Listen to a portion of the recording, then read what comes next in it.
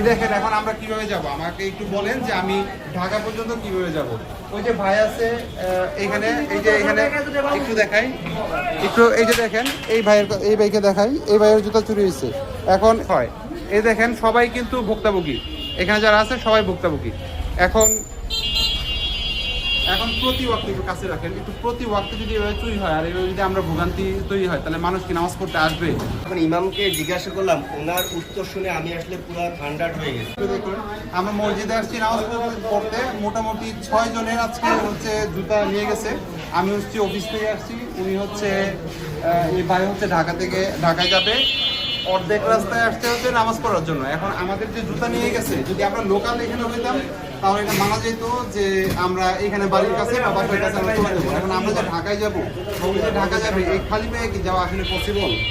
এখন এই মসজিদে নাকি প্রতিদিন, কালকেও নাকি দুইটা ব্যাগে চুরি হয়েছে এবং হচ্ছে মোবাইল, একটু রাখেন, একটু মোবাইল চুরি হয়েছে। প্রত্যেকদিন মোবাইল চুরি হয়, ব্যাগ চুরি হয়, জুতা চুরি হয়, প্রতিদিন প্রতি ওয়াক্তে।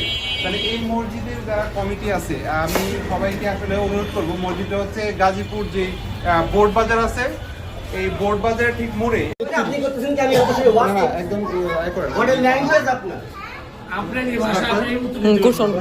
আচ্ছা আমরা আসছিলাম হচ্ছে নামাজ পড়তে, মাগরিবের নামাজ পড়তে, একটু দেখালে একটু যে এই যে উত্তর আমি আসলে আশাহত, প্রচন্ড আশাহত।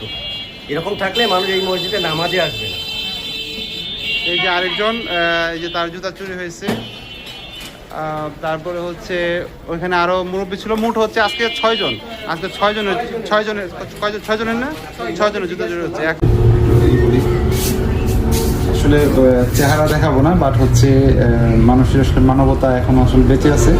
শোরুমটা অফ করে ফেলছিল ভাইরা, এটা হচ্ছে গাজীপুর বোর্ড বাজারে যে একটা শোরুম।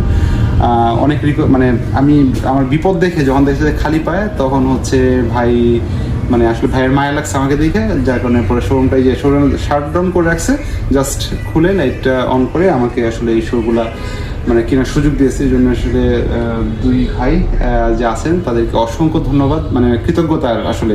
তো জুতা চুরির পরে আরেকটা বিপদে পড়ছি, যে টাইমের কারণে আসলে আমি কোন জায়গায় মানে জুতা পাচ্ছিলাম না। তো আমাদের দুই ভাই আসলে আমাকে হেল্প করেছে, থ্যাংক ইউ। আর এখানে যারা একটু মসজিদের নামটা একটু দেখান, এই মসজিদের যারা কমিটি আছেন, আমি আপনাদেরকে অনুরোধ বা হাত জোর করে এখানে এমন একটা ব্যবস্থা করেন যাতে হচ্ছে যারা মুসল্লি আছে তারা যেন উপকৃত হয়। আমি ভিতরে একদম মসজিদের ভিতরে জুতা রাখছিলাম, তবু আমার তো চুরি হয়েছে। ভাই একটা একদম ভিতরে রাখছিল, তাও কিন্তু নিয়ে গেছে। এটা গাছা থানার আওতায়, এটা হচ্ছে গাছা থানার আওতায়। আর হচ্ছে এখানে সিসি ক্যামেরা